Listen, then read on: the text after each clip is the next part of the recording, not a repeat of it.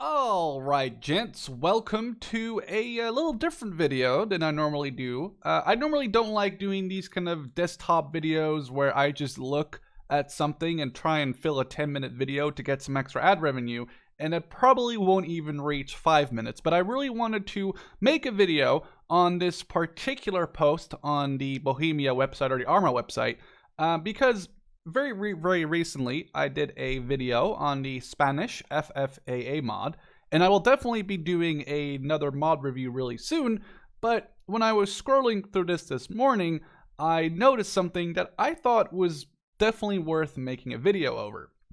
Basically, they're talking about how successful ArmA has been and how they've basically almost reached 5 million players in ArmA 3, which is, well, congratulations, that's actually really awesome.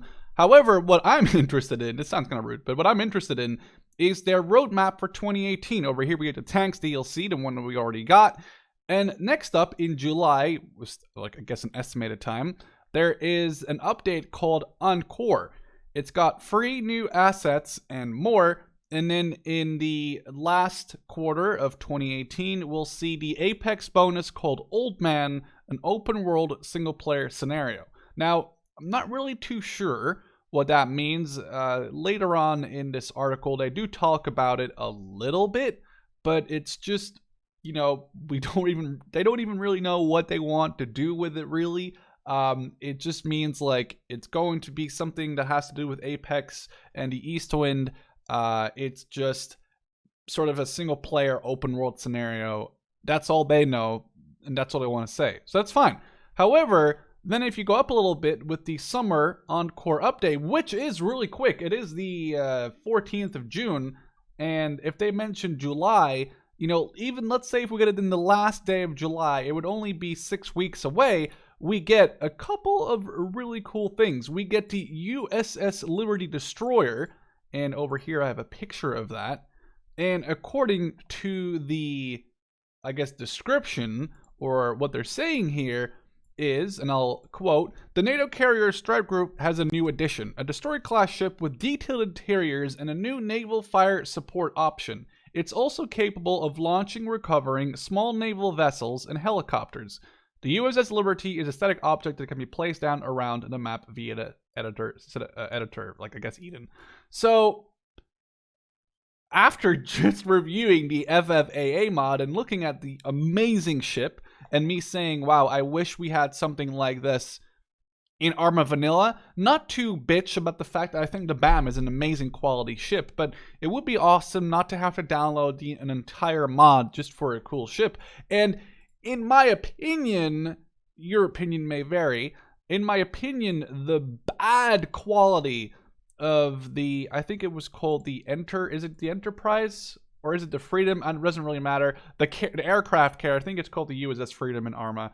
I mean, comparing that to what we had in ArmA 2, or what mods like Cup with the LHD and the aircraft carriers like add for free, I really thought that the carrier wasn't really an addition that was like so worth making such a big fuss about, with like basically no interior. Oh yeah, you can open 2 doors. Okay, calm down. That's no interior compared to the BAM. But looking at this ship, I do see a bridge. They're mentioning the fact that you can like grab ships, like these ones I'm sure are rubber dinghies.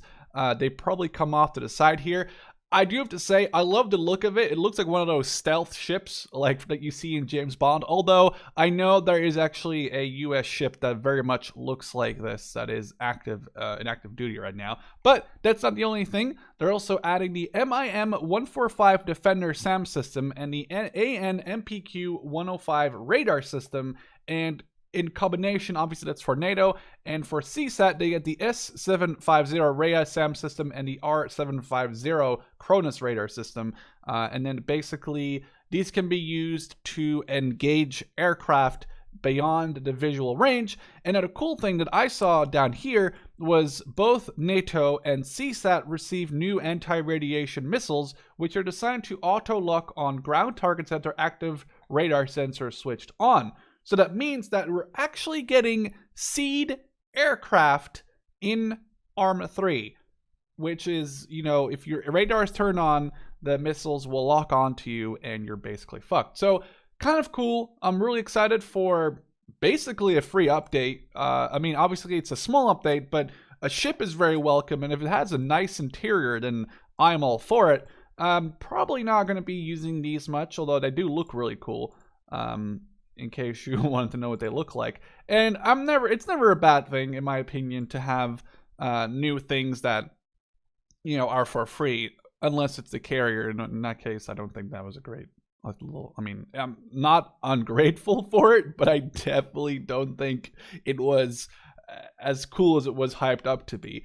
Anyway, then I have some stuff here about the future, and they're just saying that they're working with people outside of the development team, people who are modders, and they're trying to basically create DLCs, which I'm assuming won't be too expensive, but it's understandable because ArmA needs to be able to sustain their infrastructure and their servers and their like the people who work on ArmA 3, and they also need to or they want to give back to the people who mod for ArmA 3. So I think allowing modders to make DLC is really cool because it gives us new high quality content, and it gives ArmA the money it needs to survive until they make something new, or ArmA 3, and it gives the modders some money. It won't be millions, but it gives them some money, which I think, honestly, if you look at RHS, Unsung, even Cup, which is mostly just ports of ArmA 2, but almost every mod, I could name 50 mods at this point, but so many modders deserve, even if it was just a few $100s, but like I wish that there was just an incentive from Bohemia being like, oh, your mod's so awesome, here's a few $100, boom. Like, it's not much, but it'd just be like a sort of thank you note. Anyway, with that being said, I really wanted to make this video. I woke up this morning and I saw this and I was like, damn, that's actually really awesome. So you'll have this to look forward to in about a month or so. And obviously, a little, like, I guess pushing myself here, I will get on another mod review after doing the FFAA mod. Last but not least, they are still looking, I'm not sure if that's in here. Oh, it's right here. They are still looking for a new ArmA 3 community manager. I'm not going to lie to you, if I lived back in Europe and I was still living, like if I was still living there, I would totally apply. Not that I have any of the things that they want to have other than experience with ArmA 3 and being able to speak more than one language. But, if you are interested in it, I would totally try and get into Bohemia's little pocket there because they do make cool games. Anyway, with that being said, I really look forward to this ship, and I'll see you guys in the next one. Cheers.